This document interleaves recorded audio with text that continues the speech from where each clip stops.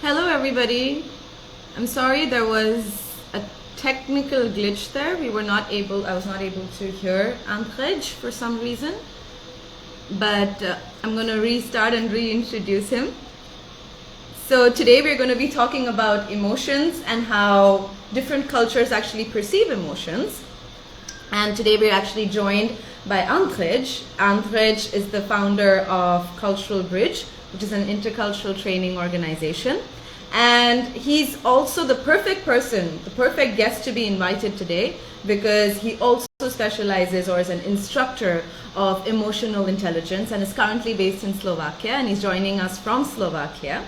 A little bit of an introduction that I had to reintroduce because for the people who will be watching the video later on. So I'm just going to add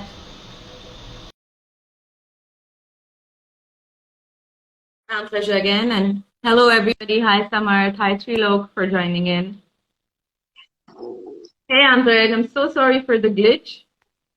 Hi, Prata, once again, and no Hello. worries. Hey, we are going to talk about emotions, right? So Yes. probably right now you feel frustrated, disappointed by the I technology. tried It's not all to be part of the frustrated. I conversation. tried very hard. I promise you. So that's a good way to start this, actually. Oh, You know, absolutely, absolutely, because that's how it's a we test of experience, your that's how we emotions. learn emotions. Yeah. Exactly. So, firstly, I would like to ask you, why is it important for us to actually be exploring our emotions at all? And, what are the downsides of not recognizing it? What are the downsides of not recognizing emotions? Because, of course, emotions is a huge part of being human. But I think as centuries have passed, we have kind of, in a way, suppressed it, or expression of it is looked down upon. But I think those things are reversing. That mentality, that understanding of emotions is definitely reversing.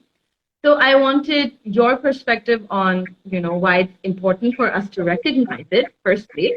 And are there any downsides to not recognizing it? Because there may be some people who will be like, hey, I'm living just fine, not, exploring my emotions that intimately. Right. Prata, well, I think that's a very fair question to start with, right? And I'll give you a little bit broader perspective here. So bear with me. I'll come to your original question. So I Okay. think, first of all, we need to understand what emotions are. So when we say the word emotions, what do we really mean by that? Because I think emotions is one of those words that we use very often, probably daily, right? So we talk about emotions and so on.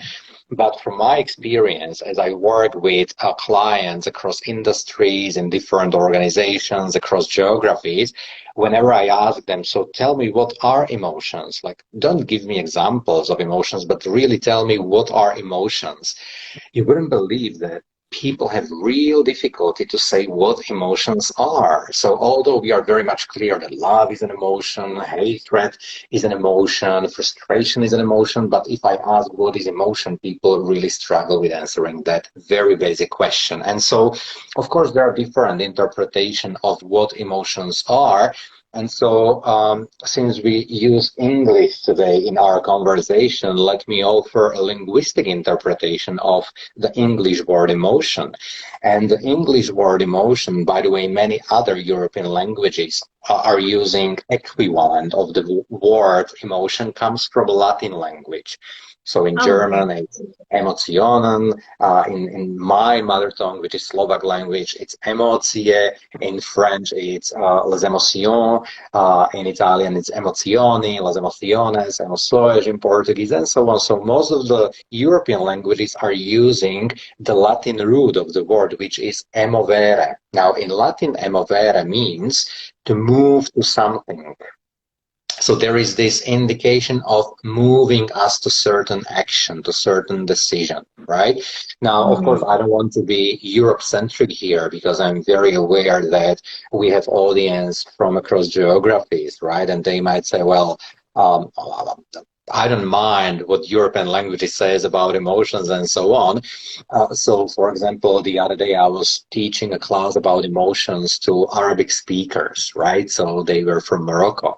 And so when I asked them what would be translation of emotions into Arabic, and they say it's awatif. And when we try to identify the root, the origin of the word, Arabic word awatif, we identify that it really means affection. Now, what is affection? Affection originally also means to act on something, right? So there is also this aspect of action, of movement, right? Then the other day I was talking to a group from South Africa, and they speak many languages in South Africa, but Zulu is one of them. And I asked the same question: how do you say emotions in Zulu? And they say it's imizwa.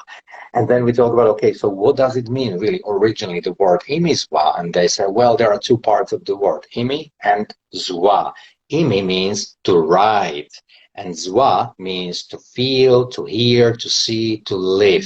So imi zwa means riding to live, riding to see. So once again, this aspect of movement. So it seems like there is a linguistic agreement across geographies around the original meaning of the word emotions, which means the energy that moves us to certain actions.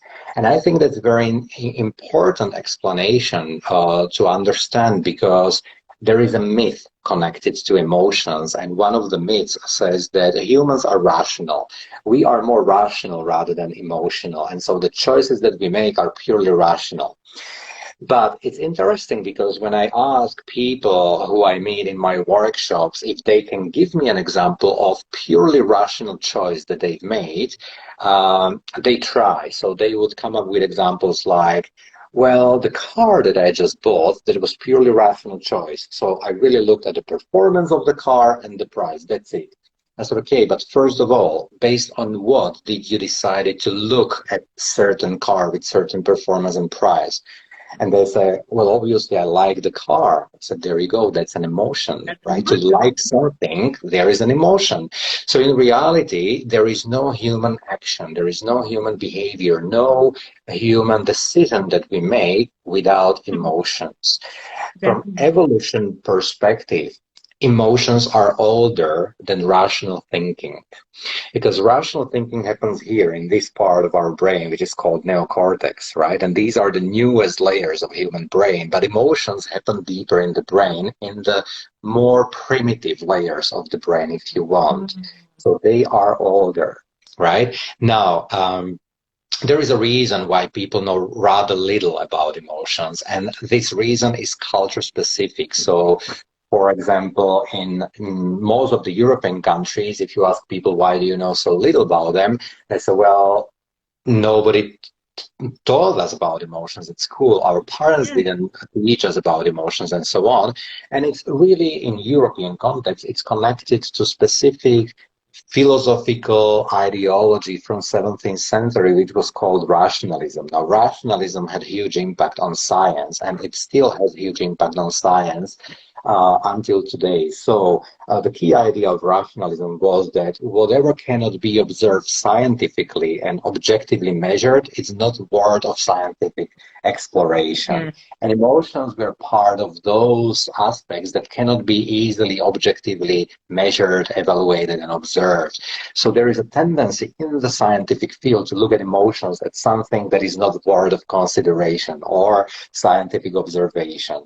So that would be the European context. Now, I know that Europe is very dark colonial past, right? So part of colonialism was to export all the philosophy and science into different parts of the world. So what I just mentioned as a reason why people know little about emotions could apply to many other parts of the world. But I'm very much aware that we might have a few participants connecting from India, including yourself. So I want to offer an Indian perspective here.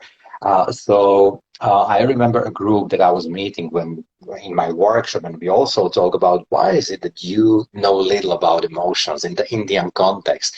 And so it was really interesting conversation, because we talk about how there is this Hindu tradition or Hindu tradition of having four core desires. Dharma as one of the desires, right? So dharma is about a path that has been predetermined to you, right? So the desire to follow your path. Then you have kama, you have moksha, etc. Yeah, there you go.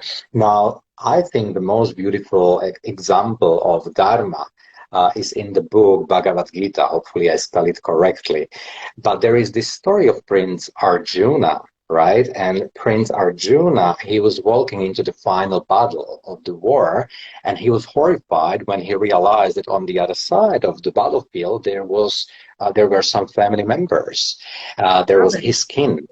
Yeah, and so he needed to make choice. Okay, should I kill them? Should I fight them? They are part of my kin. What should I do? So he turned to his charioteer, who happened to be Krishna, right? The divine representation. And he asked him, should I kill them or should I use nonviolence? And Krishna answered very wisely, where nonviolence is very important, but it's even better to follow your dharma, your path that has been predetermined to you. Now, you know that there are many bhavas in our lives, right? So in the Hindu tradition, there are different translations of bhavas, but bhavas can be translated also as feelings or moods or emotions if you want, and bhavas can be something that deviate us, or at least try to deviate us from our dharma, from our path. And so it's important to keep those bhavas, those moods and feelings in check, in control, so we can continue following our dharma. So I think that's a very interesting interpretation why many Indians might feel afraid or scared talking about emotions, because they might feel, oh, I don't want to be deviated from my dharma. So now I'm leading finally to your original question. What is the implication of not understanding our emotions? Well, there are many. They can be of mental character or physical character. So if we know little about our emotions, if we really are not able to interpret how we feel deep inside, then the implication it might have on our mental health is insomnia. So people who are not able to understand their emotional state, they might suffer insomnia. They might suffer anxiety attacks. They might experience social phobias. You know, many people, they have social phobias such as xenophobia, racism, misogyny, homophobia. There is an emotion behind each of these phobias. Yeah, all of that stems in an emotion. All of that stems in some sort of a feeling. And then that is intellectualized and that is rationalized. And then that ends up people behaving in certain way for sure. And you mentioned something about, you know, how our feelings and our emotions actually developed way before than our intellect did. And so ideally the entire human race has a certain, at the core, is a very emotional being in that sense. But ideally it should be uniform. Right? Everybody should be feeling uniformly. Everybody should be expressing themselves in uniformity. But of course, that is not the case. Nobody, you know, the moment you cross regions, you cross borders, you cross countries, people express their emotions differently. People perceive emotions differently. So I wanted to ask this question to you as an interculturalist, of course, and also as an emotion, having interacted with people from various continents, and having an idea of emotional intelligence. Is it that different cultures do perceive emotions differently? Like, you know, like I mentioned before, I was crying in a movie theater while watching a movie in France, and I'd taken my German friend along and I was crying. So for me, expressing my emotions for a movie was completely acceptable, but for her, it wasn't as acceptable. So it could be personal, of course, but then we are interculturalists. We have to look at it from a cultural lens in that sense. So do you think that, you know, different cultures perceive emotions differently and feelings differently? And more importantly, are some feelings acceptable in certain cultures and maybe not acceptable in others? Is there a difference there as well? That's a great question, Prada, and I think we need to look at it from a psychological perspective, because how psychologists look at emotions is that they are different from feelings. So emotions are something that happens autonomously, so without our conscious thinking. Feelings, on the other hand, is something very subjective. It's how I perceive what is happening inside of me, right? So seems like there is an agreement in psychology that emotions are universal, because emotions are neurophysiological processes. So it seems like, physiologically speaking, people process emotions in identical way across geographies, across cultures. But feelings, that's something that might be more personal or more cultural specific. So let me give you a few examples. So for example, the emotion of humility, right? So if you ask 100 people what is their interpretation of humility, they will give you 100 different interpretations, because they can be religious, they can be culture specific, they could be connected to organizational culture of a specific company, for example. So when you ask someone who is of Jewish religious views what is their understanding of humility, they will tell you, well, it's the capability to recognize who you are. If you ask someone of Muslim religious beliefs, they would say, well, it's the submission to the greatness of Allah. So there is this submission, the serving to the greatness of Allah. If you ask Christians what is their understanding of humility, they will tell you it's modesty, which is one of the virtues. And the opposite of humility is pride, which in Christianity is perceived as one of the capital sins. So very different interpretations in different religions. Culturally speaking, when you ask Chinese about humility, they will tell you, well, it's at the core of our society. So I had an interesting conversation about humility with a group of Chinese participants, and they said, Andre, what you call intelligence in your part of the world, we call it humility in China. So there is a perception of humility being intelligent. Then if you ask me, coming from Central Europe, what it means to be humble, it means to be modest, not showing off. Now, it is really important to have this cultural or cross-cultural aspect, because imagine that you are at work and you have a meeting with your manager who tells you, well, Prata, I think you need to become more humble. But then if you come from different backgrounds, you might be wondering, so how exactly do you understand humility? So what do you want me to do? Should I be more modest? Should I submit? Shouldn't I show off? So what exactly does it mean to be humble? So there are different interpretations of certain emotions. Pride is another good example, right? So pride is perceived as a very positive emotion, for example, in Arabic-speaking cultures, but pride in many Christian countries, as I said, is perceived as capital sin, right? Self-love, self-compassion, these are two very important emotions. And yet there are societies of collectivist nature which have real difficulties with emotions of self-love or self-compassion, because they indicate, oh, this is too egoistic, it's too egocentric to love yourself or to be self-compassionate. But these are very important emotions. So yes, there are. It spoke directly to me. I felt that. I felt that at an emotional level. I did feel that, because yes, India being a collectivist country, anything that serves yourself is not considered humble. Anything that serves people at large, so it can be a small group of people, it can be your immediate set of friends, it can be your family, it's considered as the opposite of pride, it's considered as humility. So your pride can be very associated with a group in India, or in many collectivist countries actually. So, national pride is not something that's looked down upon, but having pride of, the way you look, or the abundance that you have, etc., could be looked down upon, for sure. So even those are the nuances, and it just depends so much on context as well. And because I come from India, and for me, I feel a lot of our emotions or a lot of our feelings are expressed physically as well. So it's based on expressions. It's depending on which gender I'm talking to. It's based on touch, or like if I have to show respect also, it's very physical. I'm touching somebody's feet. So in India, if there's an older person, a sign of respect is to touch his or their feet, right? Which is very uncommon for a person coming from Europe. It's like absolute submission coming to touch the feet. So my idea of expressing feelings and emotions towards a person is very high context. And for people who don't understand high context is where if you're communicating with somebody, the person is using more than words to communicate, and it's not only restricted to words, and it's communicated indirectly, even through expressions. That's something that's a high context culture. So India, for example, is a very high context culture.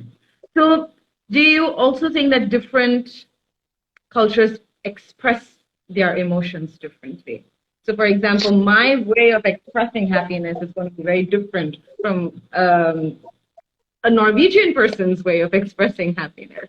Or because is it influenced by pop culture for us, or is it actually true?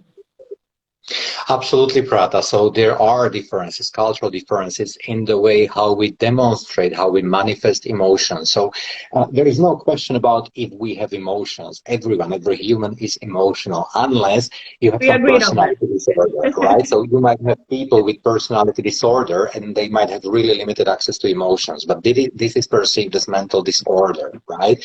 But mentally, emotionally healthy individuals do have access to emotions. So we all are emotional beings. So there's no question about that.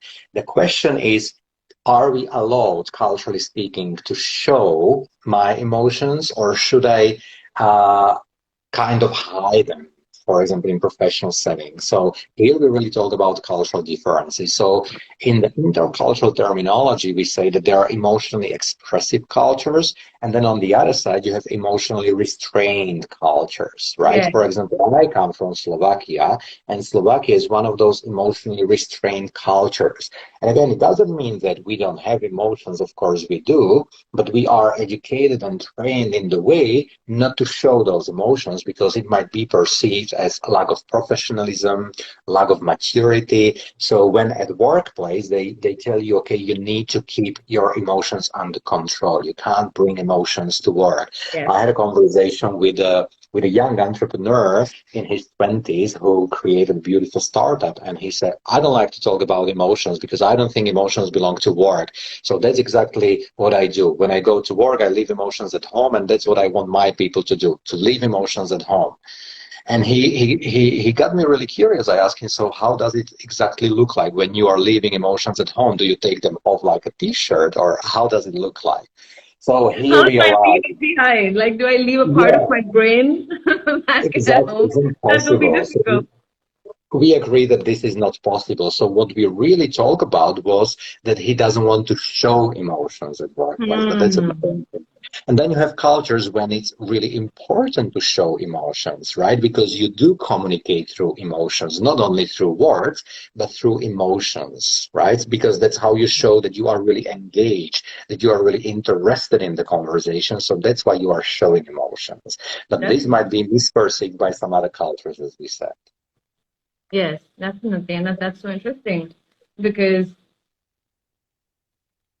I think for me, I don't really need to leave the country to even understand that differences. I see that differences, even from the north to the south of India as well. And I think even terrain and climate and physical environment has a lot of effect on how we use our body and also express ourselves as well. So yeah, there is a difference there, but that's a different conversation completely, how environment affects our emotions and our behaviors. But you did mention, that, you're from Central Europe and there is a certain kind of restraint in having to express emotions. And I think historically, Central Europe has had incidences that could probably leave you culturally divided, right? So what does then that mean for you, a person from Slovakia, from Central Europe?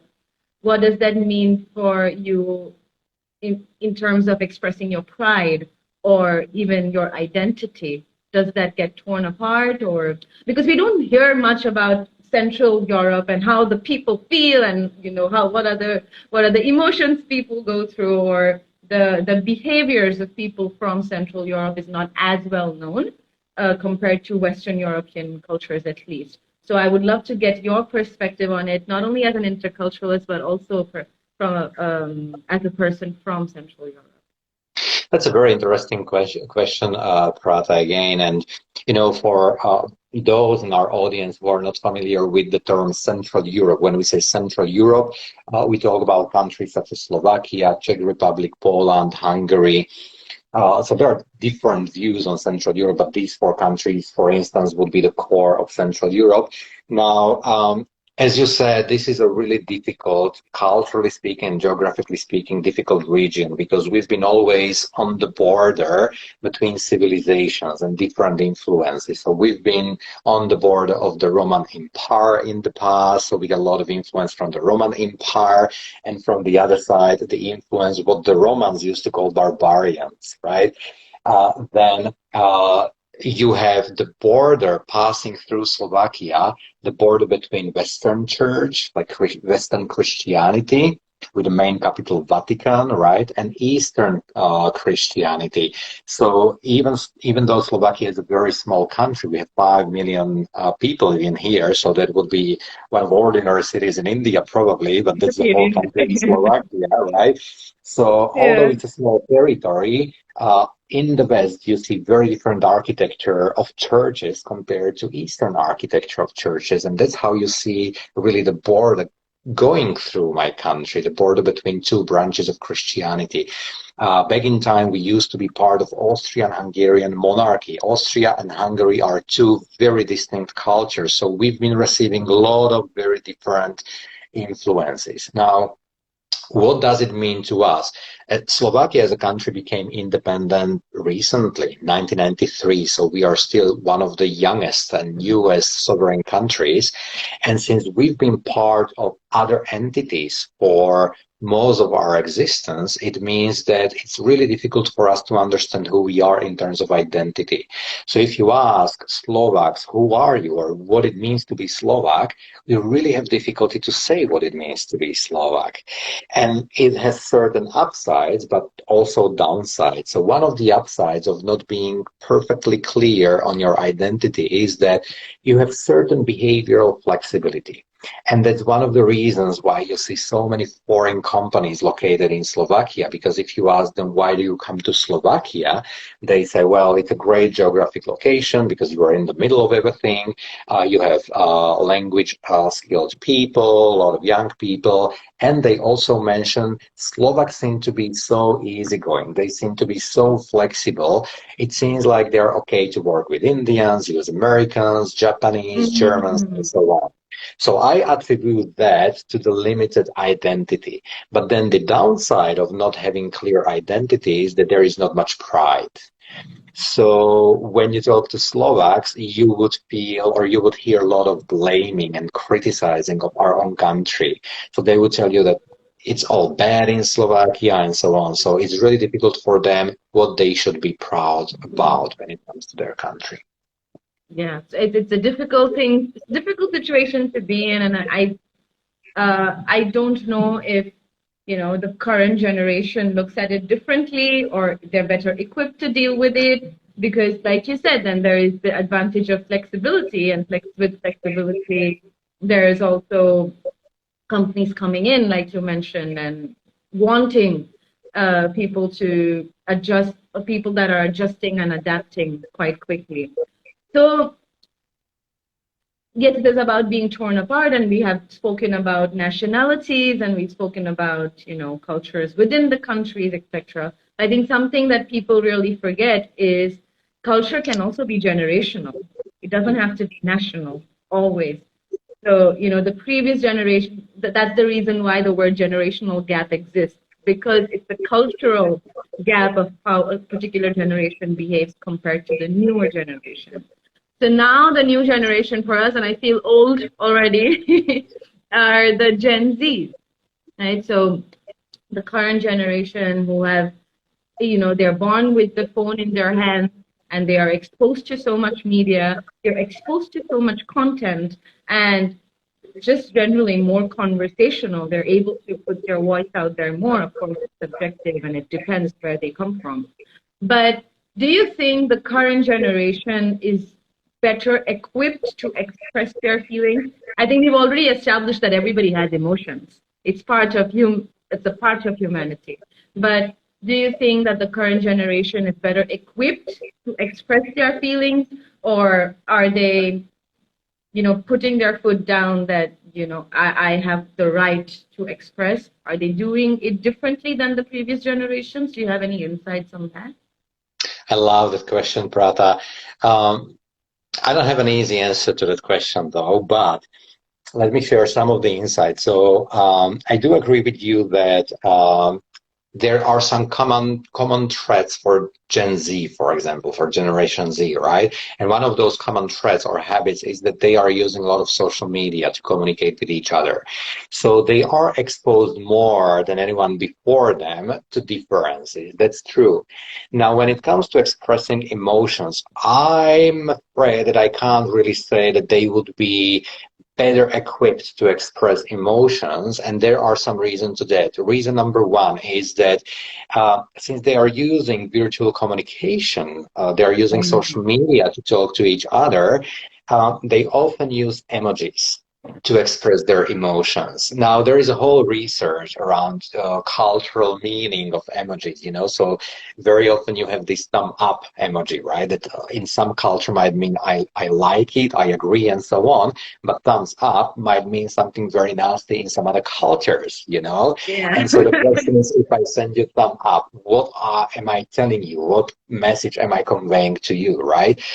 This gesture, this emoji, it's being used very often, but again, it has culturally very diverse meanings, right? In some culture, this means zero, like worthless, priceless, nothing, right? In other cultures, this means perfect, great, cool. For me, that's how I interpret it, like amazing. Exactly. Yeah, this could mean money in Japan, right? So you show this gesture and someone might be wondering, okay, is he asking for money or what is he doing, right? So I don't think there is a common language around using emojis. So that's one thing. And second implication that use of emojis has that younger generation have difficulties to read emotions in real physical settings. So in real physical interactions, they really struggle understanding facial expressions because that's not something they're used to. They are used to express emotions through emojis. And again, there is a great deal or great body of research around emojis. Now, if we go even further and when we look at even younger generation, it gets a little bit scarier, I have to say, because there was a great research, very interesting research done in China, where the researchers observed little kids younger than 6 years old. And this is a very instrumental age for developing brain and developing neural pathways. And so the way we behave as adults is very much connected to what we've been experiencing as little babies, mainly in the first 3 years of our age, because that's the most active time when a human brain is being developed, right? So the Chinese researchers, they've been observing those little kids younger than 6 years, and they've been spending between 6 and 8 hours a day on devices such as laptop or mobile phone or laptop.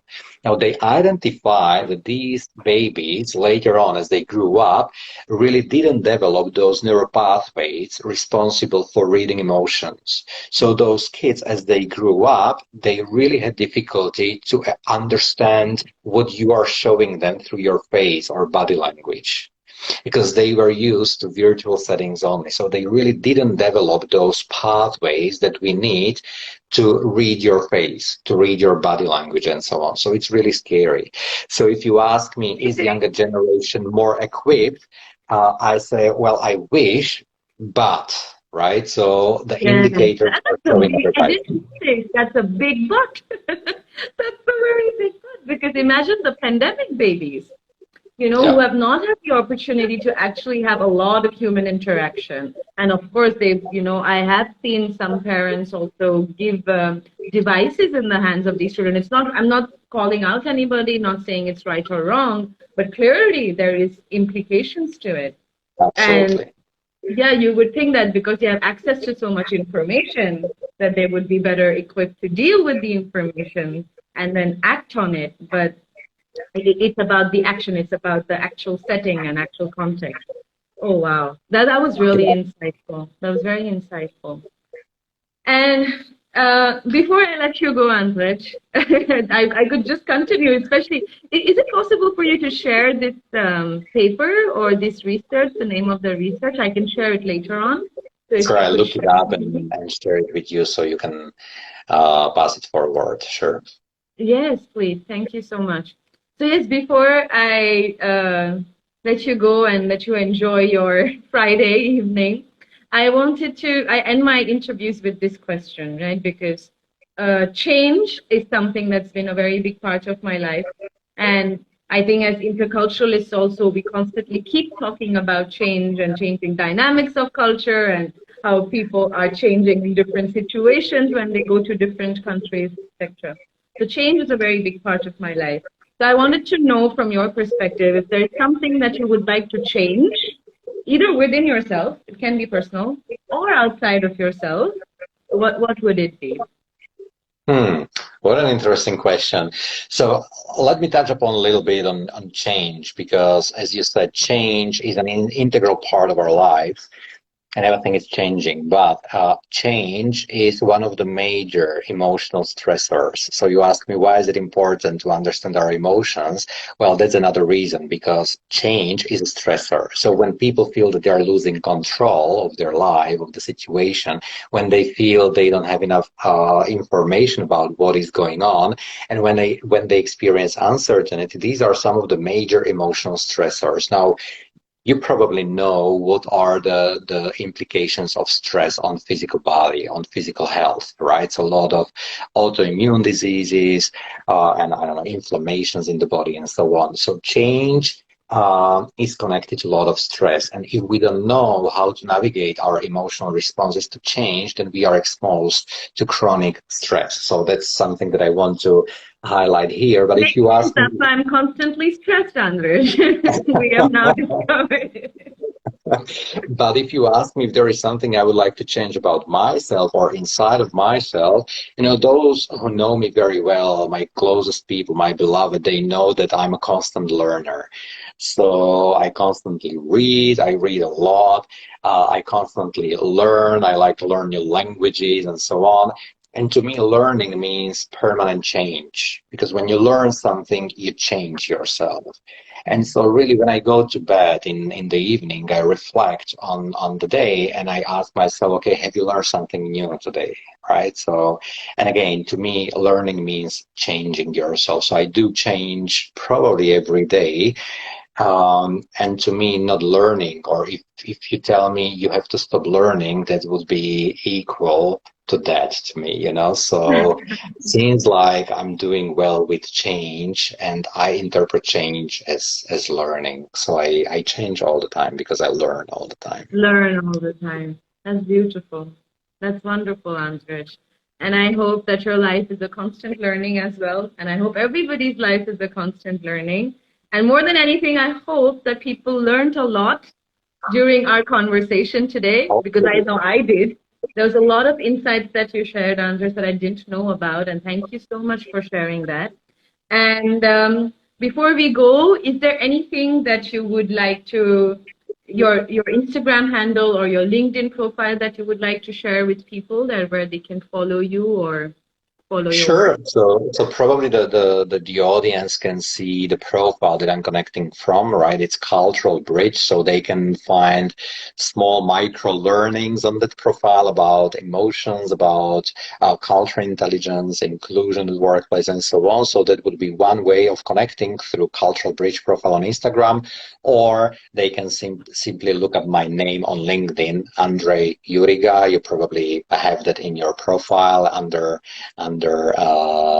the promo picture of this event, so they can look me up on LinkedIn as well and connect through LinkedIn if they wish to. Okay, great. Thank you so much. Thank you so much for your time, Ansej. And I hope to see you soon. And I hope to talk to you soon again. And thank you for everybody who joined and stayed as well. Have a great evening. Pratha, thank you very much for having me. Take care. Bye, everyone. You too. Bye, everybody. Thank you.